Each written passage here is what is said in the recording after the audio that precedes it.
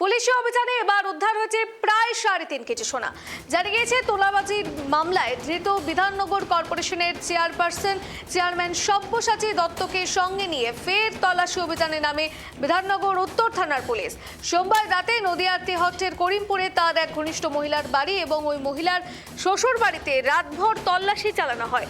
Police সূত্রের খবর যে অভিযানে প্রায় 3.5 কেজি সোনা উদ্ধার হয়েছে। গোটা ঘটনার তদন্তে নেমেছে পুলিশ। যে খবরের দিকে আমরা নজর রাখছিলাম, পুলিশি অভিযানে উদ্ধার এবার প্রায় 3.5 কেজি সোনা এবং 3 কেজি সোনা উদ্ধারের ঘটনা এবার চাঞ্চল্য ছড়িয়েছে। বিধাননগর কর্পোরেশনের চেয়ারম্যানকে নিয়ে তল্লাশি।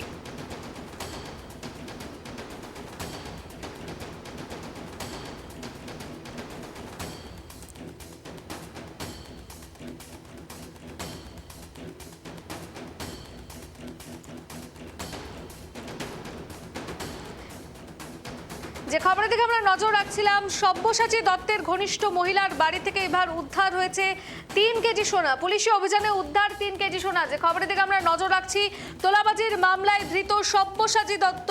যে খবরের দিকে আমরা নজর রাখছিলাম, এবার তৃণমূলের যেখানে চেয়ারপারসন, বিধাননগর কর্পোরেশনের চেয়ারপারসনের বাড়ি থেকে উদ্ধার হয়েছে সোনা, যেখানে 3 কেজি সোনা উদ্ধার হয়েছে। পুলিশের এবার অভিযানে সাফল্য। সোমবার রাতে সব্যসাচীর ঘনিষ্ঠ শ্বশুর বাড়ির থেকে এই সোনা উদ্ধার হয়েছে।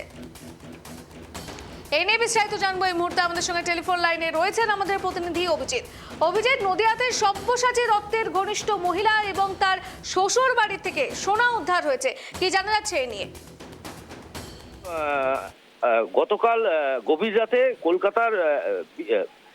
কলকাতা থেকে আসা বিশেষ পুলিশের একটি টিম টিনা ভৌমিক সাহা, স্থানীয় তৃণমূল নেত্রী, তার বাড়িতে এবং পাশাপাশি তার শ্বশুর বাড়িতেও হানা দেয় এবং হানা দিয়ে তার শ্বশুর বাড়ি থেকে প্রায় 3.5 কিলো সোনা উদ্ধার করেন সেই পুলিশের বিশেষ টিম। এবং যেটা জানা যাচ্ছে, সব্যসাচী দত্তকে রাজ্য পুলিশের তরফ থেকে গ্রেপ্তার করা হয় এবং জিজ্ঞাসাবাদের পরে তার কাছ থেকে একটি বিপুল পরিমাণ সোনার হদিশ পাওয়া যায় এবং সেই সোনাটা কার কাছে, কিভাবে, কখন, কোথায়, কিভাবে রেখেছে জিজ্ঞাসাবাদে উঠে আসে এই নেত্রী টিনা ভৌমিক সাহার নাম। এবং তারপর থেকেই টিনা ভৌমিক সাহার উপর নজরদারি শুরু করেন রাজ্য পুলিশের একটি বিশেষ টিম। এবং গতকাল গভীর রাতে টিনা ভৌমিক সাহার শ্বশুর বাড়িতে ঢুকে এবং তল্লাশি চালাতেই পুলিশের চক্ষু চড়ক গাছ।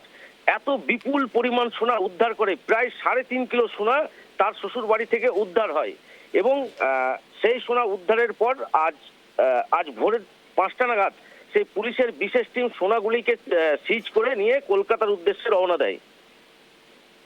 এবং এই যে প্রায় 3 কেজি সোনা উদ্ধার হয়েছে, সেই নিয়ে ঠিক কি জানাচ্ছে তার পরিবার? যে মহিলার বাড়ি থেকে এই এত সোনা উদ্ধার হয়েছে, কি জানাচ্ছে তারা? দেখো, টিনা ভৌমিক সাহা স্থানীয় তৃণমূল নেত্রী এবং বিগত যখন তৃণমূল ক্ষমতায় ছিল তখন দেখা গেছে যে বিভিন্ন তৃণমূলের বড় বড় প্রোগ্রামে বড় বড় নেতা নেত্রীদের সাথে তার ওঠা বসা। এবং যেটা এই বিষয়ে আমরা পরিবারের পক্ষ থেকে পরিবারের কাছে জিজ্ঞাসাবাদ করলে এবং তারা এই বিষয়ে কোনো প্রতিক্রিয়া দেয়নি। অভিজিৎ, এর পরবর্তীতে ঠিক পুলিশ প্রশাসন কি পদক্ষেপ নেবে বলেছে? দেখো, গতকাল গভীর রাতে তার বাড়িতে হানা দেওয়ার পরে বিপুল পরিমাণ সোনা উদ্ধারের পর আজ ভোরবেলা বিধাননগরের উদ্দেশ্যে তারা রওনা দেয় এবং বিষয়টি আমাদের সামনে তারা কোনো মুখ খোলেননি। এবং যেটা আমরা স্থানীয় সূত্র মারফত জানতে পারছি যে এই সোনা নিয়ে বিধাননগর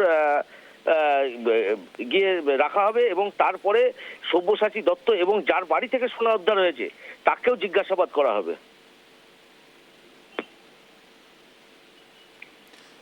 অভিজিৎ, যে মহিলার বাড়ি থেকে প্রায় 3 কেজি সোনা উদ্ধার হয়েছে, সেই সঙ্গে সব্যসাচী দত্তের কি সম্পর্ক রয়েছে?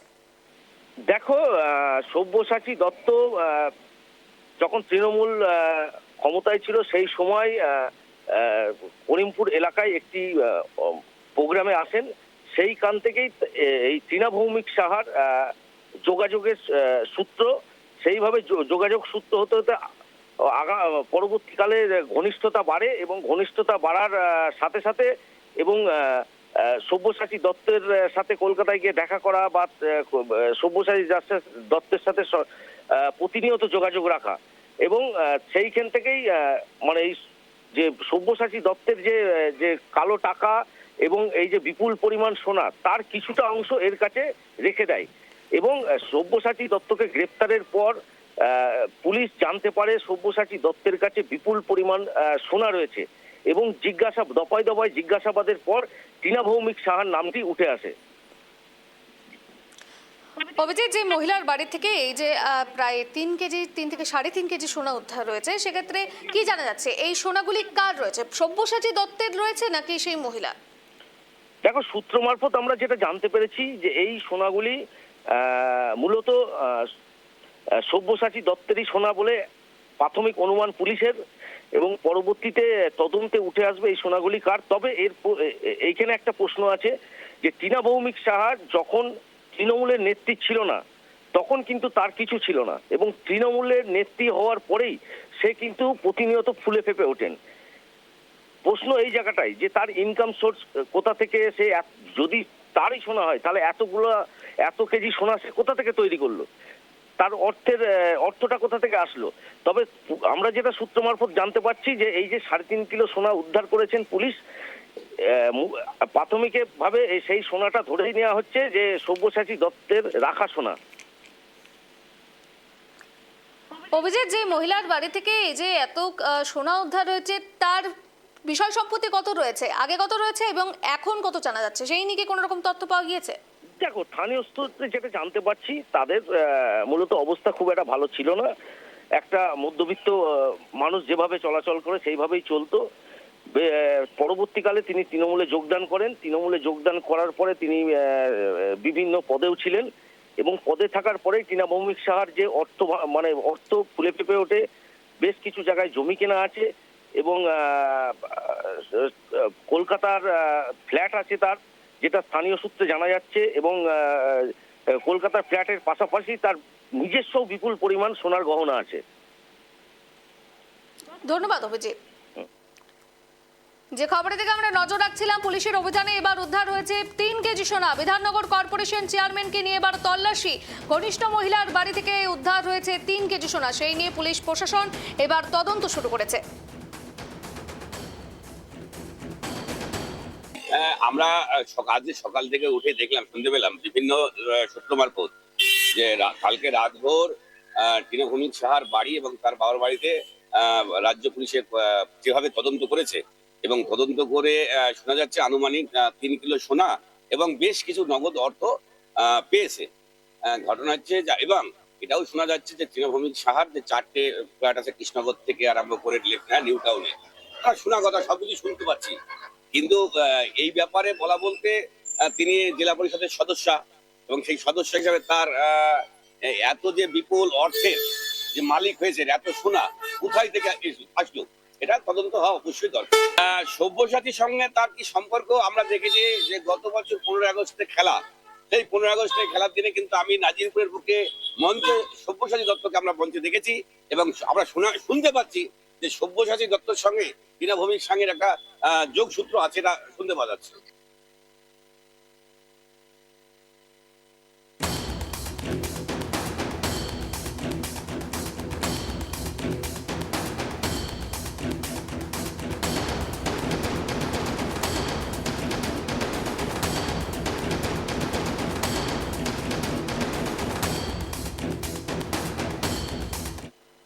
যে খবরের দিকে নজর রাখতেই হচ্ছে, তৃণমূলের কাউন্সিলরের ওপর এবার আচমকাই হামলা। মাথা ফাটিয়ে দেওয়ার অভিযোগ উঠেছে দুষ্কৃতীদের বিরুদ্ধে। অভিযোগ, সোমবার রাতে নদিয়ার কল্যাণী পৌরসভার 10 নম্বর ওয়ার্ডের তৃণমূল কাউন্সিলর তথা পৌর পরিষদ সদস্য অরূপ মুখোপাধ্যায়ের ওয়ার্ড অফিসে বসে কাজ করার সময় কিছু দুষ্কৃতী আসে এবং তারা অফিসে হঠাৎই ঢুকে পড়ে। দাবি, অরূপ মুখোপাধ্যায়কে মারধর করে বন্দুক দিয়ে মাথা ফাটিয়ে দেয় দুষ্কৃতীরা। পাশাপাশি তার অফিসেও ভাঙচুর চালায়। খবর পেয়ে ঘটনাস্থলে পৌঁছয় কল্যাণী থানার পুলিশ। অরূপকে উদ্ধার করে কল্যাণী জেএনএম হাসপাতালে ভর্তি করা হয়। এই মুহূর্তে যে খবরের দিকে আমরা নজর রাখছি, তৃণমূল কাউন্সিলরের ওপর হামলা, মাথা ফাটিয়ে দেওয়ার অভিযোগ দুষ্কৃতীদের বিরুদ্ধে এবং প্রায় 10 জন দুষ্কৃতী নাকি এসেছিলেন এবং সেখানে গিয়ে তারা হামলা চালায়, তৃণমূল কাউন্সিলরের ওপর হামলা চালায়। সেই নিয়ে এবার রাজনৈতিক মহলে এবার চাঞ্চল্য।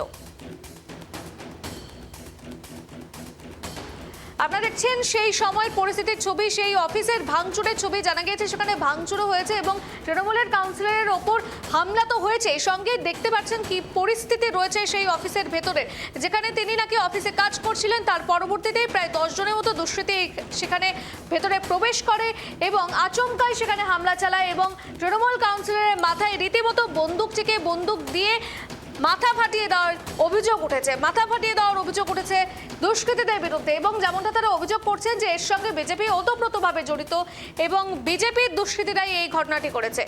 এই নিয়ে বিস্তারিত জানবো এই মুহূর্তে। আমাদের সঙ্গে টেলিফোন লাইনে রয়েছেন আমাদের প্রতিনিধি অমিত। যেখানে তৃণমূল কাউন্সিলরের ওপর হামলার অভিযোগ, মাথা ফাটিয়ে দেওয়ার অভিযোগ উঠেছে, কি জানা যাচ্ছে এই নিয়ে? দেখো, গতকাল রাত্রিবেলায় তখন বাজে প্রায় 9:30-10টা, সেই সময় 10 নম্বর ওয়ার্ডে, কল্যাণী পৌরসভা 10 নম্বর ওয়ার্ডে যিনি কাউন্সিলর এবং টিআইসির মেম্বার ছিলেন অরূপ মুখার্জি, তিনি রীতিমতো ওখানে কাজকর্ম করছিলেন। তখন হঠাৎই প্রায় 10-12 জন দুষ্কৃতী ওনার ওয়ার্ড অফিসের ভেতরে ঢুকে প্রথমে ওনাকে বেধড়ক মারধর করার পরে ওনাকে কলার ধরে জামা টেনে দিয়ে বাইরে বার করার চেষ্টা করে। তো সেই সময় সে বাইরে বেরোচ্ছিল না দেখে তাকে বন্দুকের বাদ দিয়ে মাথার মধ্যে দুটো আঘাত করে এবং সেই সময় সে রক্তাক্ত অবস্থায় চিৎকার চেঁচামেচি শুরু করে। এবং পাশাপাশি ওই ওয়ার্ড অফিসেই ছিল টিআইসির আরেকজন সদস্য এবং মেম্বার, সে হচ্ছে আমাদের নিবেদিতা বাসু। হ্যাঁ, উনিও কাউন্সিলর ছিলেন। তো উনি ওটাকে ঢোকার অনেক চেষ্টা করেছিল, উনিও আঘাতপ্রাপ্ত হয়। তো তার ফলে কি হচ্ছে, যখন চিৎকার চেঁচামেচি শুরু করে তখন আস্তে আস্তে লোকজন জড়ো হতে থাকে। তখন দুষ্কৃতীরা তাকে মারধর করে এবং ওয়ার্ড অফিসের সমস্ত কিছু ভাঙচুর করে দিয়ে চম্পট দেয়। এবং তারপরেই ঘটনাস্থলে পুলিশকে জানানো হয়। পুলিশ ঘটনাস্থলে আসার পরেই তাকে হসপিটালে নিয়ে যাওয়া হয়। অরূপ মুখার্জিকে কাউন্সিলর হসপিটালে নিয়ে গিয়ে তার চিকিৎসা চালানো শুরু করে এবং তার মাথায় 2খানা টিচ পড়েছে। ওইখানে প্রাথমিক চিকিৎসা করে তাকে একটা বেসরকারি নার্সিংহোমে ভর্তি করানো হয়। পুলিশ এই বিষয়ে রীতিমতো তদন্ত চালাচ্ছে এবং যখন অরূপ মুখার্জিকে আমরা জানতে চাই যে ঘটনাটা কি হয়েছে, অভিযোগটা কার দিকে, তখন সে বললো আমি চিনি না কারা এসছে, কিন্তু তারা সব দুষ্কৃতী। আমরা বারংবার প্রশ্ন করেছি যে এটা বিজেপির কোনো কাজটাজি কিনা। তো উনি বলছেন না, আমি এগুলোকে দুষ্কৃতী বলেই চিহ্নিত করছি, কেননা এরা বিজেপির কেউ মনে হয় নয়। এবং পুলিশ সেই বিষয়ে পুলিশের কাছে এই বিষয়ে অভিযোগ জানিয়েছে দুষ্কৃতী বলে। তো পুলিশ এই দুষ্কৃতীদের এখন অব্দি তল্লাশি চালাচ্ছে।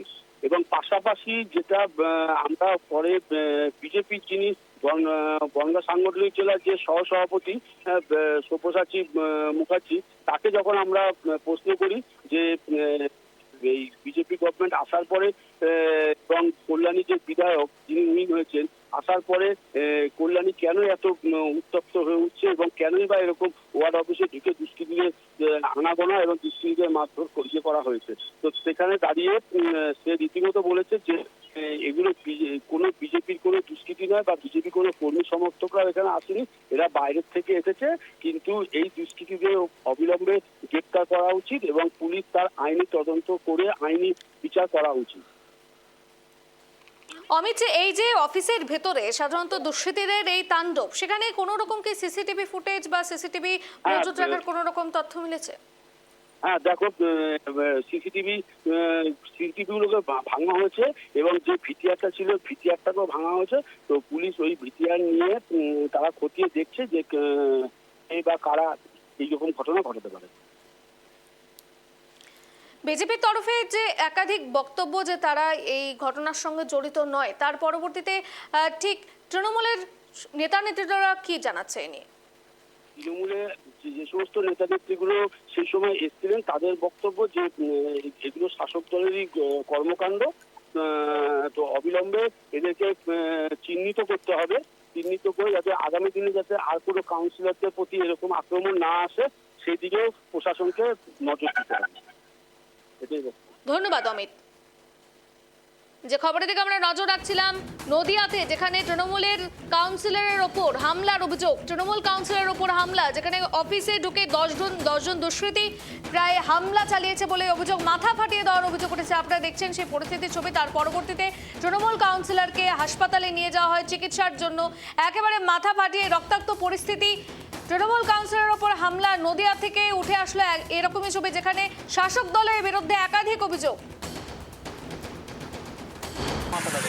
আমি ওয়ার্ডে কাজ করছিলাম, সই করছি, তখন কয়েকটা ছেলে এলো, বলো বারে চল, কি হয়েছে, তোর টানার চেষ্টা করলো, আমি যাচ্ছি না। তারপরে আরো কয়েকজন ছেলে বেরিয়ে গেল, তারপরে মারতে শুরু করলো। তারপরে টেনে বের করতে না পেরে আমটা দিয়ে করতে গিয়ে তারপরে বাড়ি মেরেছে। আপনাকে আম দিয়ে মেরেছে? বাড়ি মেরেছে। কারা ছিল জানেন? ছেলেগুলো ছিলাম না, সিসি ক্যামেরা ওয়ার্ড অফিসটা ভেঙে ফেলেছে, ওয়ার্ড অফিসের ভিতরে। তো সরকারি অফিস তো না, সিসি ক্যামেরা পাবে, ভেঙে ফেলে। কজন ছিল? 8-9 জন। উনি দীর্ঘদিনের রাজনীতিবিদ, উনি দুষ্কৃতির কথাই বলবেন। উনি এখানকার যারা ওনার বিরোধী দলের রাজনীতি করে সবাইকে কম বেশি চেনেন এবং ওয়েল নোন ফেস সবাই আর কি। তো ফেস নোন থাকলে পরে উনি তো বলেই ফেলতেন, যেহেতু আনফেস নোন এসছে তাই জন্য উনি দুষ্কৃতির কথাই বলেছেন। এবং আমিও দায়িত্ব নিয়ে বলছি যে বাইরে থেকে কোনো দুষ্কৃতি এসে এই ঘটনা ঘটিয়েছে, বিজেপিকে মেলাইন করার হয়তো অনেক বৃহত্তর কোনো ষড়যন্ত্র ছিল এর পিছনে। আমি আইসি সাহেবকে বলেছি যে একদম খুব শীঘ্রই ওখানে সিসিটিভি, যেহেতু একটা ওয়ার্ড অফিস প্রশাসনিক জায়গা, ওখানে সিসিটিভি ফুটেজ একদম অ্যাভেলেবেল পুরো, ইমিডিয়েটলি কনসার্ন নিয়ে তাদের অবিলম্বে অ্যারেস্ট করার চেষ্টা করতে।